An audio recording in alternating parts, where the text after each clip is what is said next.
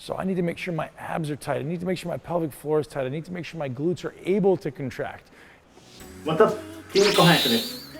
さあ今日はでかい足を作るための大きなヒント見ていきましょう。トレーニングを続けていると太い足に憧れる人も多いのではないでしょうか。太い足を手に入れるためにはトレーニングをハードに行うことが必要ですよね。でもハードにトレーニングをしていてもなかなか足が太くならなかったり、スクワットを高重量で行って腰が痛くなってしまう人も多いのではないでしょうか。そんな人たちのためにベンさんがアドバイスをくれています。何をどうしたらいいのでしょうか。早速見ていきましょう。どうぞ。Welcome back to 30 days of muscle intelligence with my 2 greatest tips to build awesome legs. So I know a little bit about legs, and legs was kind of the framework for me starting to understand what really needed to happen to build every body part. So my body just understood how to train legs. I just fit. I naturally squatted really well, I hack squatted really well, I did leg extensions really well. My body genetically fit really well into leg exercises. That's why I built massive legs before I knew anything about exercise. You may not have that awesome opportunity. I have particularly short upper legs. My pelvis is a little bit wider. So when I get into an exercise, I was really strong, I was really stable. I squatted 225 pounds the first time I ever picked up a weight on my back. My body did it naturally. For someone like yourself, you may not have it quite so easily. So there's a few things you need to be doing to maximize the way your legs train. The most important thing, the single most important thing, is stability. If you don't have a stable platform to contract from, you can't maximally contract muscle. So if I have you on a sheet of ice and I say, hey, I want you to squat 400 pounds, can you do it? Why not? Because you're not stable. If I have you on a Bocce ball, can you do it? No, why not? Because you're not stable. The first and most important thing you're gonna start doing, stabilizing your pelvis. So if my pelvis isn't stable, I don't stand a chance.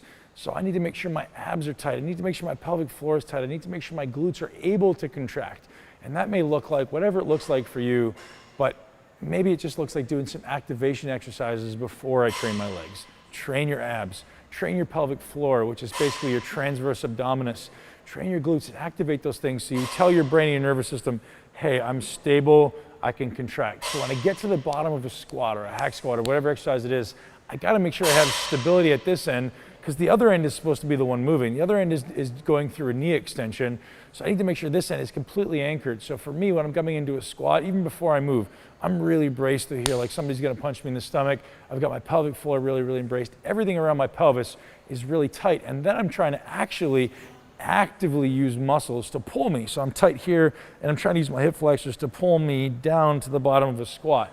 And the most important thing, the second most important thing, is making sure you abide by and obey your active range of motion. So if you're going outside, which your body can actively control, which means you're transferring into your passive range of motion, passive is no longer actively controlled with muscles. If I get there, guess what just happened to my pelvic stability? Completely went away. So if I get to the point in the range where I'm past my active range, my pelvis is now going to a place where it can't actively control those muscles anymore. Your ability to contract muscle goes out the window. So if you want to create massive, strong, healthy legs, create a stable pelvis, and never, ever, ever go outside your active range of motion. If you're someone who has limited range of motion, it's because you lack strength and stability. Create more stability, I guarantee you're gonna have more range of motion available to you to really create those massive legs. So one way that I artificially create stability, to add one last tip for you, don't be afraid to use machines. The reason leg press and hack squat may be a better exercise for building quads, you don't have to stabilize your spine.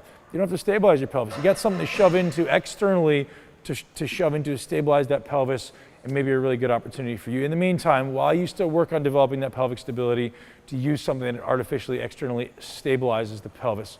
Let's build some big legs, be a great athlete, live your greatest life. さあ、いかがでしたでしょうか。骨盤の安定性を得ること。それができるまではマシンを活用してマシンに安定させてもらうとのことでした。安定を作らなければ最大限の力を発揮することはできないんですね。こういうことのためにもあえて不安定な状態でトレーニングすることもあります。だけどそれはそもそも安定した足場の下でできるようになってから行うものです。例としてフィギュアスケーターのショーンから動画をもらったのでこちらを見てみましょう。ショーンが乗っているものが途中で出てきたボスっていうものですね。もはや片足でも安定しています。こんなのもあります。左右で不安定具合が違うものでのスクワット。ベンさんは氷の上でスクワットはできないって言ってましたが、フィギュアスケーターは氷の上でたくさん動く必要があるのでこういったトレーニングをしています。フィギュアスケートは体を支える、ジャンプするための筋肉があればいいので、極端な高重量は必要ないんですね。とはいえ、この重量で行っていってもコアを安定させたまま体を動かすことはとても難しいことです。そして最後に今日ベンさんが話していたことをまとめるとこんな感じになるんじゃないでしょうか。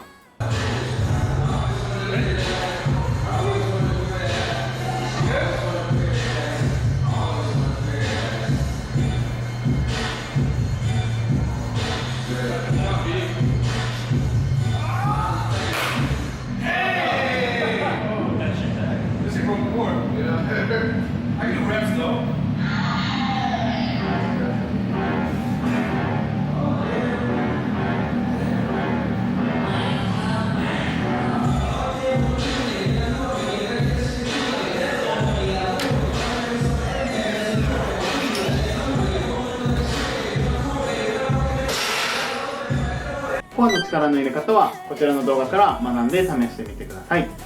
今回の感想、コメント欄で教えてください。動画のリクエスト、チャンネル登録お待ちしています。ではまた。はい、お知らせです。筋肉翻訳 T シャツが販売中なんですが、 L サイズが売り切れになってしまいました。僕が今着てるのは M サイズです。 S サイズと M サイズはまだ若干残りがあります。概要欄の販売ページから購入してください。またアパレルは少しずつ増やしていくつもりです。こんなの欲しいなどコメント欄でリクエストを教えてください。ここまで見ていただいてありがとうございます。これからもいろんな情報を発信していくので応援よろしくお願いします。ではまた。I won't look back when you're around. I won't think twice when you are gone. Don't hesitate to call me back, 'cause I won't be there. I won't look back when you're around. I won't